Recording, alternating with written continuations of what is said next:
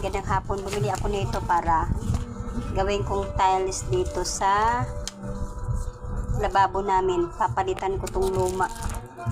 Ito siya na ano na kasi tanggal na siya. Kaya palitan ko siya. Ito ngayon ang ipapalit ko. Isubukan natin kung maganda siya.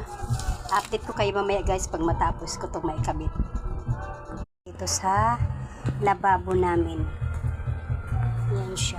Magdagdag pa pala ako ng dito, banda, para pantay sila. Kulang pala yung na-order ko. Yan. Dito lang muna siya sa lapad. Dito siya.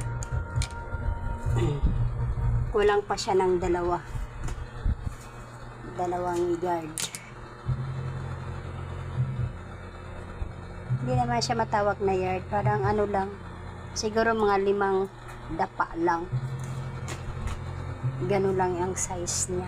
Akala ko kasi rolyo siya, yung pala hindi. Ayan. Okay guys, thank you for watching. Importante na palitan na siya. Kasi nagkatanggalan na kasi yung dito niya, oh. Hindi na maganda.